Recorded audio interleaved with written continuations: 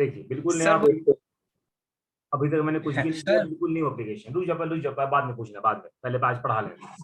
मुझे पता है तुझे पता है तुम्हारा प्रॉब्लम आ रहा है, मुझे पता है ना, बाद में बात करेंगे इस बारे में। ओके ठीक है, सर, ओके सर। चलिए। देखो बिल्कुल नया एप्लीकेशन है, कोई डेटाबेस नहीं है, एमवीसी का एप्लीकेशन है।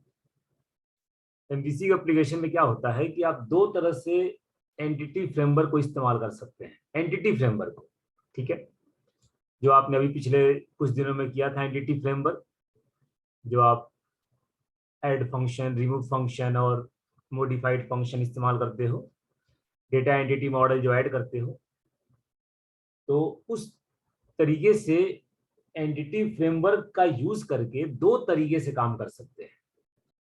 एक तो तरीका आपको समझ में आ गया कि भाई डेटाबेस बनाओ, एसक्यूएल में जाओ, डेटाबेस बनाओ, टेबल बनाओ, और यहाँ पे आकर के एंटिटी डेटा मॉडल में उस डेटाबेस को जनरेट कर लो, और उसके बाद अपना डेटाबेस क्लास का ऑब्जेक्ट बना करके अपना काम कर लो। हाँ भाई, ये सबको तो आता है ना अच्छे से, क्या कह रहा हूँ मैं? हाँ भाई, सर आता है। ठीक है। देखो तो एक तरीका और भी है, अगर आपको एंटिटी में काम करना है तो एक तरीका तो ये हो गया कि डेटाबेस में जाइए, डेटाबेस बनाइए, एसक्यूएल में जाइए, डेटाबेस बनाइए, और डेटाबेस बना करके अपना ये काम कर लीजिए। एक तरीका ये है कि आपको डेटाबेस बनाना ही नहीं, आप एसक्यूएल में जाएंगे ही नहीं, मतलब आपके पास डेटाबेस है ही नहीं, आपको सीधे एमवीसी का एप्लीकेशन स्टार्ट करना है, और एमवीसी का एप्लीकेशन स्टार्ट करके कुछ ऐसा कोडिंग करेंगे एप्लीकेशन में, एमवीसी में, कि हमारा डेटाबेस अपने आप बन जाएगा, अपने आप, टेबल भी और डेटाबेस, और टेबल भी, टेबल में कॉलम भी अपने आप बन जाएंगे, बिना एसक्यूएल में गए, बिना एसक्यूएल सर्वर को ओपन किए हुए हम एमवीसी के थ्रू एसक्यूएल में डेटाबेस और टेबल बना सकते हैं। तो ये दूसरा तरीका है। तो पहले वाला तरीका था कि पहले एसक्यूएल में जाओ, डेटाबेस को बनाओ, जो पहले करते थे, उसका नाम था entity framework database first approach. Entity framework database first approach, database first approach, क्योंकि इसमें पहले डेटाबेस बनाते हैं। और आज जो पढ़ाने जा रहा हूं इसको बोलते हैं code first approach. Code first, database first, code first. तो कोड फर्स्ट में क्या होता है कि पहले हम कोडिंग करते हैं, डेटाबेस अपने आप बन जाता है। पहले कोडिंग करेंगे, डेटाबेस अपने आप बन जाएगा, इसको बोलते हैं कोड फर्स्ट। तो सबको मोटा मोटा डिफरेंस समझ में आया कि मैंने मोटा मोटा क्या बात बताया, मैंने क्या बोला मैंने? ठीक है। तो कैसे करेंगे कोड फर्स्ट? सबसे पहले क्या करोगे, सबसे पहले web.config में जाइए। web.config में जाकर के कनेक्शन बनाते हो ना, क्यों भाई, कनेक्शन जो बनाते हैं, सबसे पहले एमवीसी का एप्लीकेशन स्टार्ट करिए। एमवीसी का एप्लीकेशन स्टार्ट करके web.config में जाइए। web.config में जा करके वही अपना जो आप कनेक्शन स्ट्रिंग जो आप शुरू से ऐड करते हो, वही कनेक्शन स्ट्रिंग यहाँ पे ऐड कर लीजिए, जैसे आप ऐड करते हो ये कनेक्शन स्ट्रिंग, इसमें अपना वो दे दीजिए। एक चीज और बताना पड़ता है यहाँ पे, प्रोवाइडर नेम, लेकिन इसमें बहुत आसान है क्योंकि आपको पता है इसमें क्या बताना है, आपको पहले से याद है, तो आपको कुछ याद नहीं करना, ये आपको देखो पहले से याद है। तो प्रोवाइडर नेम में system dot data dot sequel client, हाँ भाई ये लाइन तो आपको पहले से याद है ना, पहले से तो शुरू से याद है आपको? यस सर, ठीक है। याद है। तो प्रोवाइडर नेम में आपको ये बताना पड़ता है, बाकी कनेक्शन स्ट्रिंग में जो बताते हो सो बता दो। तो क्या बताते हैं भाई, डेटा सोर्स, सर्वर का नाम, इनिशियल कैटलॉग, डेटाबेस का नाम जो कि अभी है ही नहीं, डेटाबेस का नाम जो कि बनाए नहीं हो, जो जिस नाम से यहाँ नाम दोगे ना उस नाम से रखना, अपने आप बन जाएगा।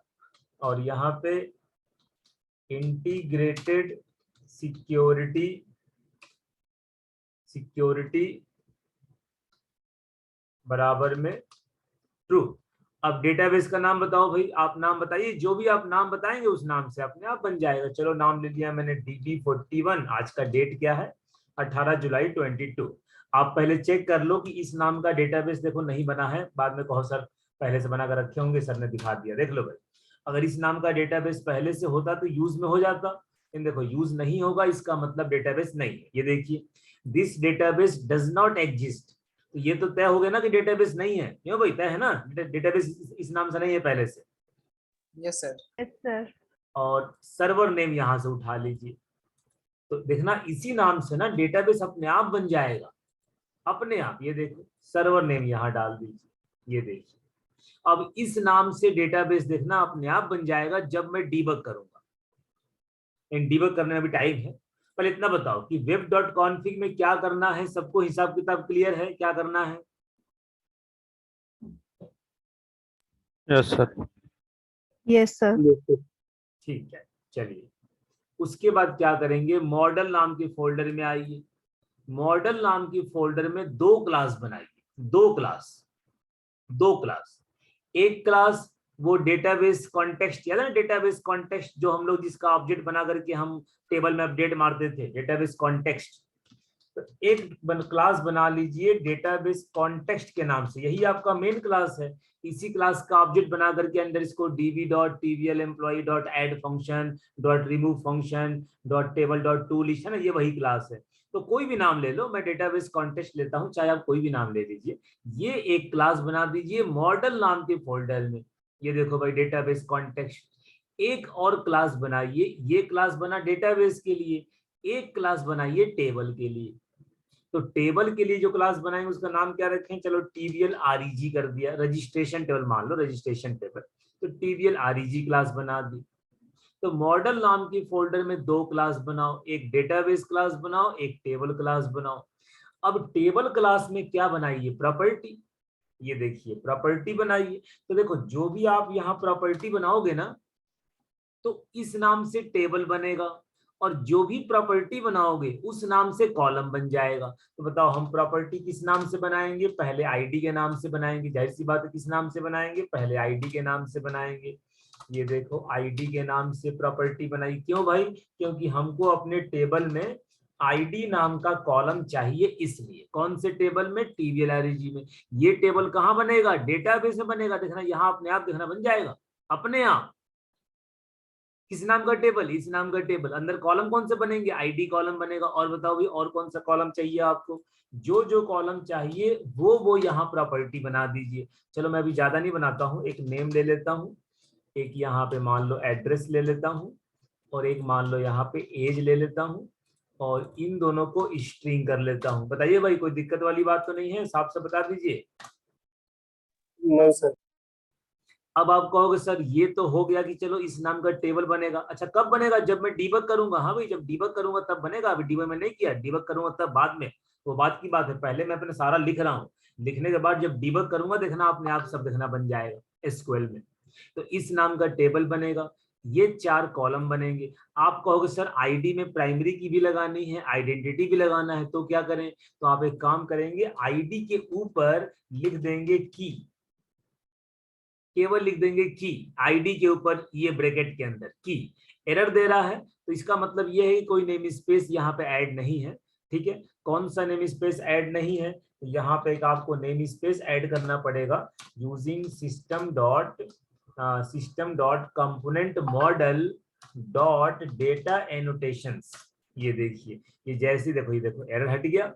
मान लो आपको लग रहा है सर ये हमको याद नहीं हो पाएगा, हम तो भूल जाएंगे, तो एक काम और भी कर सकते हो। अगर आपको लगता है सर ये याद नहीं हो पाएगा, एक काम करो, देखो ये देखो फिर एरर दिया।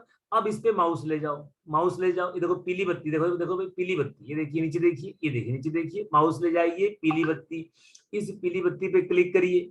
जब क्लिक करेंगे ना तो ये अपने आप बता देगा कि कौन सा नेम स्पेस देखो ऐड, ये देखिए खुद बता देगा, अपने आप बता देगा, ये देखिए। तो आपको अगर याद नहीं भी है तो आपका काम चल जाएगा, अगर ये तरीका आपको आता है तो। ये आपको खुद ही नेम स्पेस का नाम ढूंढ के बता देगा कि देखो भाई ये नेम स्पेस ऐड कर लो। हम ऐड कर लें, कोई दिक्कत वाली बात नहीं। और अगर याद है तो बहुत अच्छी बात है, system dot component model dot data annotations. ये देखिए, ये देखो, ये देखो सबसे ऊपर आ गया, यहीं पे क्लिक कर दो, यहीं क्लिक कर दो, हो गया। ये देखो लग गया, लग गया। तो बोलो भाई, नेम स्पेस लगाना आसान है ना, कोई कठिन वाली बात तो नहीं है, क्यों भाई? हाँ No, सर। sir. ठीक है, तो हमने आईडी के ऊपर हमने की क्यों लगाया? क्योंकि हम आईडी में प्राइमरी की और आइडेंटिटी लगाना चाहते हैं, इसलिए। अब लग जाएगा। अब जब भी ये टेबल बनेगा ना, देखना तुम्हारे आईडी में प्राइमरी की आइडेंटिटी अपने आप लग जाएगा। किसके किसके मदद से? इस की के मदद से। फिर से मैं एक बार रिवाइज कर रहा हूँ। सबसे पहले एमवीसी का एप्लीकेशन खोलिए, web.config में अपना ये सेटिंग कर दीजिए। एक अलग से मैंने क्या सेटिंग बताई? प्रोवाइडर नेम, तो कोई बहुत ज्यादा टफ काम तो था नहीं।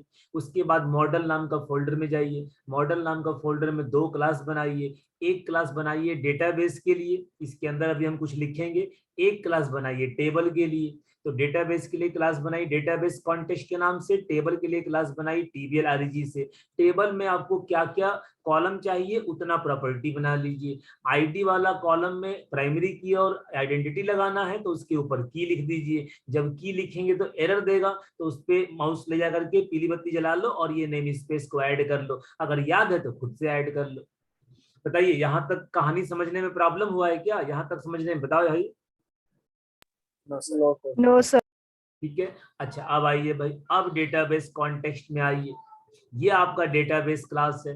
ये क्लास पूछता है कि बताइए भाई मैं कौन से डेटाबेस के लिए बनने जा रहा हूँ। ये तो क्लास है, ये तो क्लास है। तो इस क्लास ने पूछा, जैसे इसने पूछा कि बताइए सर मैं कौन कौन से कॉलम के लिए बनने जा रहा हूँ। इस क्लास ने पूछा मैं कौन सा टेबल बनूंगा, मेरे टेबल में कौन कौन से कॉलम होंगे। तो हमने बता दिया सर देखिए आप इस नाम से टेबल बनेंगे, आपके अंदर इतने इतने कॉलम होंगे। उसी तरह से डेटाबेस कॉन्टेक्स्ट ने पूछा भाई मैं तो क्लास हूँ, आप बताओ मैं कौन से डेटाबेस के लिए बनने जा रहा हूँ, डेटाबेस का नाम क्या है। तो हम कहेंगे सर देखिए डेटाबेस का जो नाम बनेगा ना, वो देखिए इस नाम से बनेगा जो हमने web.config में दिया हुआ है। तो आपको जो बनना है, इस क्लास से मैंने बात करी कि आपको जब क्रिएट होना है तो आपको web.config में बताए गए डेटाबेस के लिए क्रिएट होना है। तो इसने बोला कि ठीक है काम करो, मुझे कम से कम web.config के कनेक्शन स्ट्रिंग से ऐड तो कर दो। जब तक आप मुझे web.config के कनेक्शन स्ट्रिंग से अटैच नहीं करेंगे, ऐड नहीं करेंगे, तो मुझे कैसे पता कि डेटाबेस का नाम तुमने क्या दे रखा है web.config में? किसने बोला? इस क्लास ने बोला कि भाई मुझे डेटाबेस का नाम तो पता करने दो। डेटाबेस का नाम पता करने के लिए क्या करेंगे? इसको हम web.config से कनेक्ट कर देंगे। web.config से कनेक्ट करना मतलब XYZ से कनेक्ट कर देंगे, XYZ से कनेक्ट कर देंगे। किसको कनेक्ट कर देंगे? डेटाबेस कॉन्टेक्स्ट को। साफ से बताइए मैं क्या बोलना चाह रहा हूं, मेरी बात समझ आ रही? क्या बोलना चाह रहा हूं मैं? Yes sir. Yes, sir. सवाल ये उठता है कि डेटाबेस कॉन्टेक्स्ट को XYZ से कैसे कनेक्ट करोगे। अगर तुम्हारा डेटाबेस कॉन्टेक्स्ट XYZ से कनेक्ट हो गया तो ये डेटाबेस को ये पता चल जाएगा, इस क्लास को ये पता चल जाएगा मुझे कौन से डेटाबेस के लिए बनना है, इस क्लास को ये पता चल जाएगा। अब कैसे कनेक्ट करें भाई? अब इस क्लास को web.config से कनेक्ट करने के लिए हमें एक ऐसे क्लास की जरूरत पड़ती है जिस क्लास के पास ये पावर है कि वो web.config से XYZ को कनेक्ट कर सकता है। देखो ये तो साधारण सा क्लास है, ये तो बिल्कुल सिंपल सा मामूली क्लास है, मामूली क्लास है। इसके पास पावर नहीं है, कमजोर आदमी बेचारा है ना, कमजोर आदमी है, इसके पास पावर नहीं है। ये कहता है सर हमको web.config के XYZ से कनेक्ट होना है, लेकिन मैं कैसे हूँ? मैं तो बिल्कुल साधारण सा क्लास हूँ, मेरे अंदर कोई एक्स्ट्रा पावर नहीं है, कोई एक्स्ट्रा फैसिलिटी नहीं है कि मैं web.config से जाऊं और XYZ को मैं अपने अंदर कनेक्ट कर लूं, क्योंकि ये साधारण सा क्लास है। तो एक ऐसी क्लास आपके पास मौजूद है जो जिसके पास ये पावर है कि वो XYZ को कनेक्ट कर सकता है। तो क्या पता क्या करेंगे? उस क्लास को कॉल करिए और उस क्लास का पावर इस क्लास के अंदर ट्रांसफर कर दीजिए। एक आपके पास पहले से क्लास मौजूद है, प्री डिफाइंड क्लास है, उसके पास कौन सी पावर है भाई? XYZ को कॉल कर सकता है, लेकिन उसे तो कॉल करना नहीं है, कॉल तो इन भाई साहब को करना है। तो उस क्लास को बुलाओ और उसका जो पावर है इसके अंदर ट्रांसफर कर दो, उसके अंदर जो फैसिलिटी है इसके अंदर ट्रांसफर कर दो, तो इसके अंदर भी पावर आ जाएगा। जब इसके अंदर पावर आ जाएगा तो ये XYZ को कॉल कर लेगा, अटैच कर लेगा, लिंक कर लेगा। तो सबसे पहली बात क्या है? वो क्लास कौन सी है जिसके अंदर पावर है? उस क्लास को इनहेरिट कर लो इस क्लास से। तो इनहेरिट करने का मतलब क्या होता है? DB context. डीबी कॉन्टेक्स्ट एक ऐसी क्लास है जिसके पास पावर है कि वो वेब डॉट कॉन्फिग के XYZ से कनेक्टेड हो सकता है। हमने इसकी पावर कहां ट्रांसफर कर दी? डेटाबेस कॉन्टेक्स्ट में। कैसे ट्रांसफर करी? इनहेरिटेंस के थ्रू। इसी को बोलते हैं इनहेरिटेंस। तो इनहेरिटेंस क्या होता है? जब भी एक क्लास का कोई सामान आप दूसरे क्लास में डालना चाहते हैं, जब भी एक क्लास का पावर दूसरे क्लास में यूज करना चाहते हैं, उसको इनहेरिट कर लीजिए। अब डेटाबेस कॉन्टेक्स्ट इस क्लास के पावर को भी इस्तेमाल कर सकता है। क्यों? क्योंकि वो इनहेरिट है। इसी को इनहेरिटेंस बोलते हैं। एकदम प्रैक्टिकली आप देख रहे हैं, बिल्कुल। बाकी थ्योरेटिकली आप पढ़ते रहिएगा। तो डीबी कॉन्टेक्स्ट क्या है भाई? एक क्लास है, इसके अंदर कुछ पावर है, उस पावर का इस्तेमाल इस क्लास को भाई साहब को करना था। ये कैसे करेंगे? इन्होंने इसको इनहेरिट कर लिया। अब इनके अंदर जो पावर है वो इसके अंदर भी आ गई। अब दोनों के अंदर है, इसके अंदर भी है और इसके अंदर भी है। साफ साफ बताओ, मेरी बात समझ में आ रही नहीं आ रही? आ रही है सर। आ रही है सर। लेकिन जैसा कि आप देख रहे हैं कि सर ये एरर दे रहा है, तो एरर का सॉल्यूशन बिल्कुल पक्की बात है, कोई नेम स्पेस गायब है। तो क्या करेंगे? माउस ले जाओ, पीला बत्ती जलाओ। और पीला बत्ती क्या कह रहा है? पीला बत्ती कह रहा है कि भाई एंटिटी फ्रेमवर्क को पहले इंस्टॉल कर लो, ये एरर अपने आप खत्म हो जाएगी। Install package entity framework. हमने बताया सर कैसे इंस्टॉल करें? तो उसने कहा सर देखिए मैं खुद ही ढूंढ लूंगा, आप बस इस पे क्लिक कर दीजिए, मैं जाऊंगा इंटरनेट के माध्यम से, गूगल के माध्यम से खुद ही ढूंढ लूंगा, खुद ही इंस्टॉल कर लूंगा। आप बस क्लिक कर दीजिए, मैं खुद ढूंढ के खुद ही इंस्टॉल कर दूंगा और लेटेस्ट वर्जन इंस्टॉल कर दूंगा। आपको टेंशन, बस आपके लैपटॉप में इंटरनेट चल रहा है, इसका आप श्योर कर लीजिए कि इंटरनेट लैपटॉप में चलना चाहिए, वरना फिर मैं गूगल पे ढूंढ नहीं पाऊंगा, जाहिर सी बात है। तो हमने कहा जाओ भाई ढूंढो, मेरे लैपटॉप में इंटरनेट चल रहा है, आप जाओ ढूंढ के लाओ, जल्दी जाओ। क्लिक कर दो, खुद ही ढूंढ देगा, खुद ही देखो इंस्टॉलेशन कर देगा, आपको कोई टेंशन नहीं है। सबको मेरी बात समझ में आ गई? हाँ भाई। यस सर आ गई। ये देखिए अपने आप देखो एरर खत्म हो जाएगा, अपने आप एंटिटी फ्रेमवर्क को इंस्टॉल भी कर लेगा और एरर भी खत्म हो जाएगी। थोड़ा टाइम रुकना पड़ेगा आपको, 10 12 15 सेकेंड, लेकिन ये हो जाएगा। देखिए हो गया, ये देखिए एरर खत्म। बताइए अब इस क्लास का सारा पावर इसके अंदर, अब ये क्लास XYZ से कनेक्टेड होगा। कैसे कनेक्टेड होगा? जब भी कोई क्लास कॉल होती है तो उसका कंस्ट्रक्टर जो कि सेम क्लास के नाम से होता है, डिफॉल्ट कंस्ट्रक्टर, वो खुद ही कॉल हो जाता है, अपने आप कॉल होता है। तो इस क्लास का जो कंस्ट्रक्टर है जो कि अपने आप कॉल होता है, और कंस्ट्रक्टर हमेशा क्लास के नाम से होता है, इसके कंस्ट्रक्टर को हम बेस कीवर्ड की मदद से हम ऐड कर देते हैं XYZ से, कहानी खत्म। तो यही बेस कीवर्ड हमें कहां से मिलता है? यहां से पावर मिलता है, क्योंकि इसके पास पावर नहीं था कि बेस कीवर्ड के थ्रू XYZ को कॉल कर सके। यहां से पावर मिला कि भाई आप बेस कीवर्ड से डायरेक्ट XYZ से कनेक्टेड हो सकते हैं, बिल्कुल एक वर्ड के थ्रू। लेकिन ये पावर किसने दिया? इस भाई साहब को, इसने ट्रांसफर किया, हो गया, कनेक्टेड हो गया। अब आपके इस क्लास को पता है कि मैं कौन से डेटाबेस के लिए बनूंगा, अब इसको पता है। इस क्लास को पता है मैं कौन से टेबल के लिए बनूंगा, मेरे टेबल में क्या क्या कॉलम होगा। बताइए, कहानी खत्म हो गई। बताइए, कोई बहुत ज्यादा मुश्किल लगा है? साफ साफ बताओ। भी कॉन्टेक्स्ट कहीं लिखा हुआ है क्या? क्या बताओ, क्या बताओ, फिर बताओ। कहीं लिखा हुआ? क्या लिखा है? मैं समझा नहीं, क्या लिखा है? प्रीडिफाइंड क्लास है नहीं, ये कहीं पे तो लिखा ना। ये प्री डिफाइंड क्लास है भाई, डीबी कॉन्टेक्स्ट पहले से डिफाइन है मेरे भाई। जैसे ठीक है सर। आपके एप्लीकेशन में system dot data dot sequel client, system dot data, system dot configuration, sequel connection, sequel command, ये पहले से डिफाइन होता था, हम तो खाली इस्तेमाल करते थे। उसी तरह से ये भी क्लास है, ये पहले से डिफाइन है।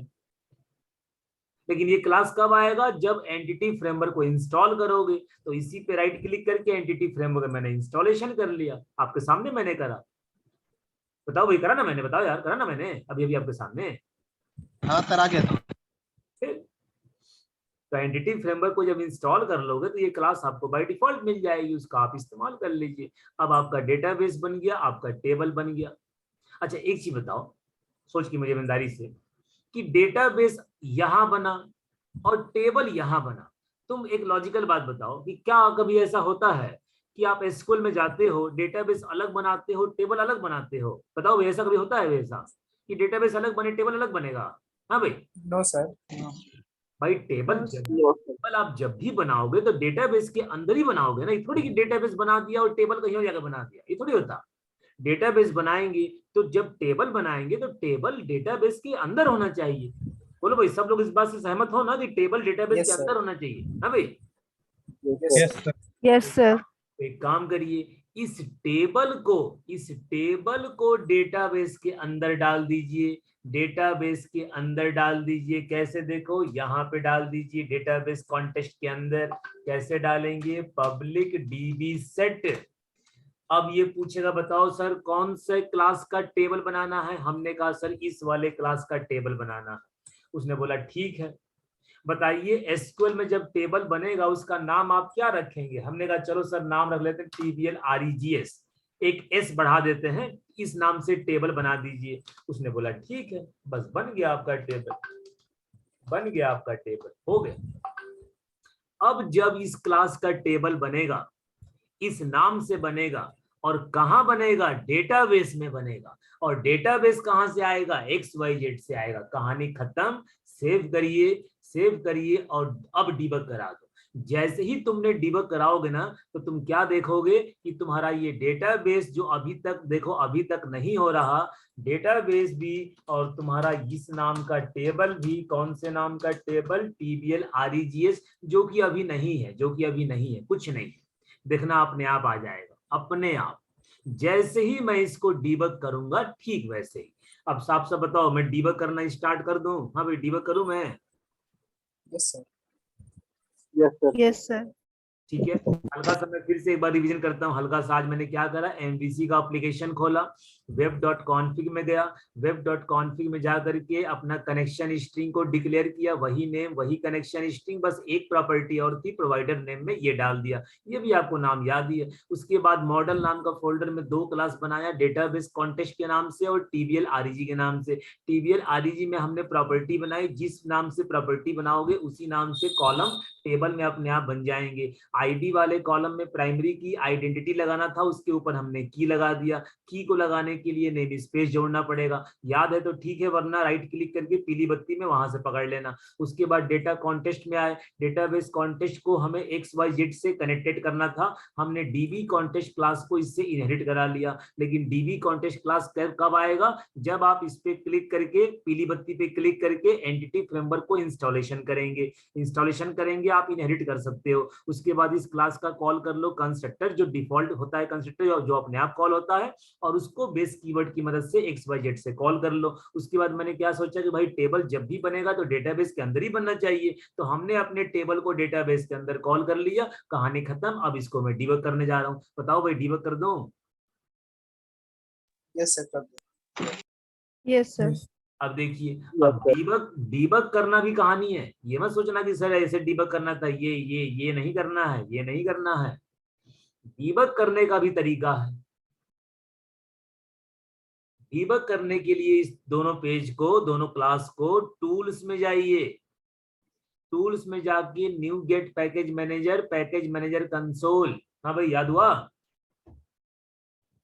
Yes, sir. याद है। ये देखिए पैकेज मैनेजर कंसोल, और यहाँ पे देखो नीचे देखो, ये माउस जहां ब्लिंक कर रहा है PM के आगे, यहाँ पे लिखोगे, यहाँ पे कमांड चलाओगे, इनेबल माइग्रेशंस। याद कर लीजिए, इनेबल माइग्रेशंस, बीच में डैश लगा हुआ है, इनेबल माइग्रेशंस। 3 कमांड चलानी है, एक कमांड से काम नहीं चलेगा, 3 कमांड। 3 में से पहला कमांड, ये पहली कमांड है, 2 अभी बाकी है, अभी 2 और चलेगी। इतना लिख करके एंटर मार दो, लिख करके एंटर मार दो, बटन वटन कुछ नहीं है भाई, एंटर मारना है। मार दिया मैंने एंटर, मैंने मार दिया भाई एंटर। इनेबल माइग्रेशन, स्पेलिंग याद कर लीजिए, हालांकि मैं आपको दे दूंगा, लेकिन फिर भी आप थोड़ा याद कर लो स्पेलिंग वगैरह जो भी है। और जैसे लिखा है वैसे लिखना, कैपिटल स्मॉल मत करना, जैसे लिखा है बिल्कुल वैसे लिखना, सब कुछ स्मॉल केस में। हाँ भाई, स्पेलिंग याद हो गई? अच्छे से देख लीजिए भाई, बीच में डैश लगा हुआ है। Yes, sir. याद हो गया। Yes, sir. ठीक है, अभी 2 कमांड और है, अभी इसको चल जाने दो, पहले चल रहा है अभी ना, वेट करो आराम से। देखो ये देखो अभी चल रहा है, देख लो, वेट करना पड़ेगा आपको। जब तक दोबारा पीएम लिखा ना आए, है ना, जब तक दोबारा पीएम लिखा ना आ जाए तब तक वेट करना। दोबारा से पीएम लिखा आ जाएगा, समझ लो चल गया। अभी वेट करिए। 3 कमांड चलानी है, पहली कमांड है, अभी 2 और चलाना। ये देखो पीएम लिखा हुआ आ गया। हाँ भाई देख लो भाई, पीएम लिखा हुआ आ गया। Yes, sir. Yes, sir. दूसरी कमांड ऐड माइग्रेशन, और इसका सिंगल कोट्स में कोई नाम दे दो, कुछ भी नाम दे दो, ए नाम दे दो, कुछ भी नाम दे दो। ऐड माइग्रेशन है ना, यहाँ माइग्रेशन है। हाँ भाई यहाँ माइग्रेशन है, यहाँ माइग्रेशन है, और स्पेस दे करके सिंगल कोट्स में कोई भी नाम, कोई भी नाम, एंटर मार दो भाई। ये चली दूसरी कमांड, याद कर लीजिए 2 कमांड मैंने चला दी। वेट करिए, जब तक दोबारा पीएम लिखा हुआ नहीं आएगा तब तक वेट करेंगे। Enable migration, add migration, single quotes में कोई नाम स्पेस दे करके, और बीच में डैश लगा हुआ, ध्यान रखिए इस बात का, अंडरस्कोर नहीं है, डैश है। गलती से अंडरस्कोर मत लगा देना, गलती से। 2 कमांड चलने जा रही है, जब रुक जाएगा पीएम लिखा आ जाएगा मैं तब तीसरी कमांड चलाऊंगा। और जैसे आप तीसरी कमांड चलाएं, देखो भाई आगे देखिए, तीनों कमांड ये देखिए अपडेट डेटाबेस। हाँ भाई तीसरी कमांड, याद हुआ तीसरी command? Yes, sir. Yes, sir. और दी एंटर।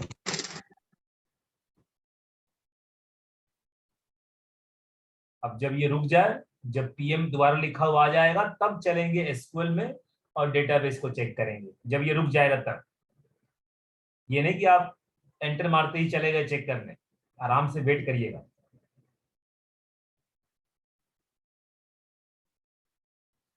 तीनों माइग्रेशन का काम सर डाटाबेस के अंदर टेबल क्रिएट करना है कि सिर्फ डेटाबेस भी क्रिएट करना है, डेटाबेस के अंदर टेबल नहीं, डेटाबेस और टेबल क्रिएट करना है, दोनों क्रिएट करना है। डेटाबेस तुम्हारा कहाँ भी, अब देखो तो रुक गया, अब देखो, अब देखिए तुम्हारा डेटाबेस क्रिएट हो गया, तभी तो तुम यूज कमांड चला पा रहे हो। और तुम्हारा टेबल देखो क्रिएट हो गया, तभी तुम्हारा टेबल में ये देखो कॉलम आ गया। देख लो कॉलम क्या आया, आईडी नेम एड्रेस एज, मतलब क्या आया, जो आपके इस टीबीएल आरईजी में था। देख लो मैंने आपसे पहले कहा था, किस नाम से टेबल बना, किस नाम से टेबल बना, टीबीएल आरईजीएस के नाम से। देख लो किस डेटाबेस में बना, इस डेटाबेस में बना। बताइए, तो एसक्यूएल में आपको जाना ही नहीं है, आप सीधे कोड करिए, डेटाबेस टेबल अपने आप बन जाएगा। बताइए मुश्किल लगा है मेरी बात? बताइए भाई। No, sir. No, sir. आप कहोगे सर मान लीजिए कि हमको कोई चेंजेस करना हो तो चेंजेस कैसे करेंगे, आप ये सवाल आपके मन में चल रहा होगा। हाँ भी चल रहा है मन में कि सर कुछ चेंजेस करना हो तो कैसे करेंगे, है ना। चलिए चेंजेस करते हैं। जैसे मान लो आपने कहा सर हमको इसमें सैलरी नाम का कॉलम मान लीजिए बढ़ाना है, तो क्या करें, अरे प्रॉपर्टी बढ़ा दो भाई, क्या करोगे, प्रॉपर्टी बढ़ा दो। जब प्रॉपर्टी बढ़ाओगे वहां अपने आप कॉलम बढ़ जाएगा। ये देखिए, ये देखिए सैलरी बढ़ा दिया, कोई दिक्कत नहीं। अब देखो डेटाबेस में तो ऑलरेडी है, डेटाबेस में तो ये ऑलरेडी है, बस सेव करो, बस सेव करो, और सेव करके फिर से कमांड चलाओगे। ये काम आपको बार बार करना है। हाँ लेकिन जब भी चेंजेस करोगे तो 2 कमांड चलानी। पहली वाली कमांड अब नहीं चलानी। कौन सी वाली कमांड, ये वाली कमांड, ये वाली जो कमांड है, इस वाले कमांड को बस एक बार चलाना है, बस एक बार आपने चला दिया, कहानी खत्म। अब इसको दोबारा नहीं चलाना, ठीक है, इसको नहीं चलाना।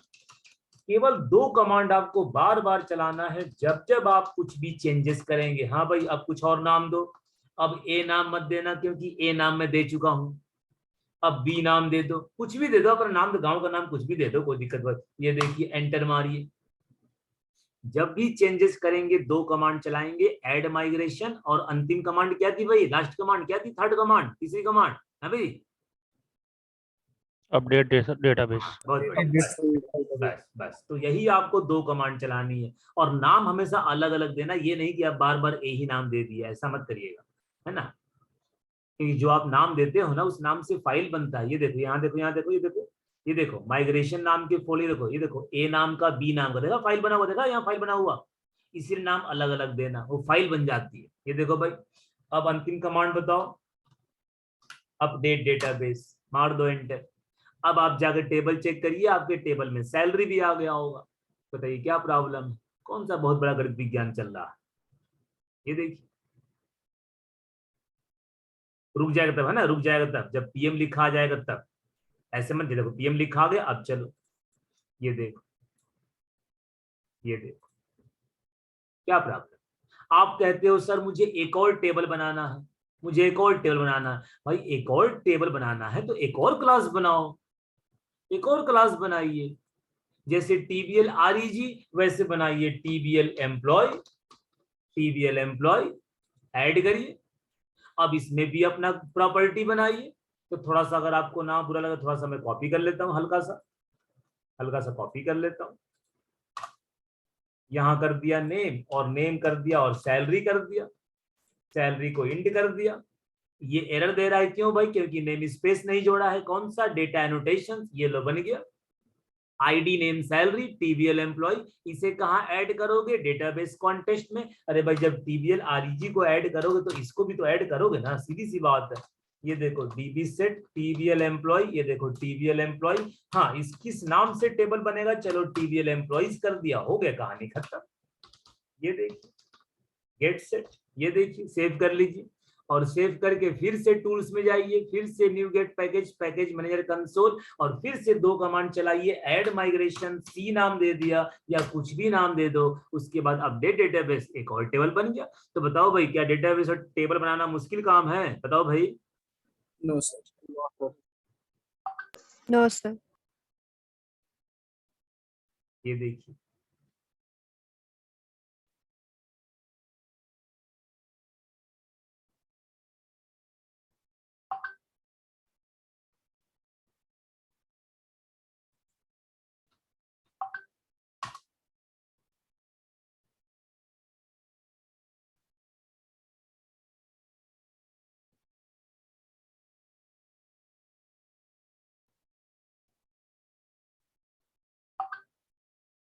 चेक कर,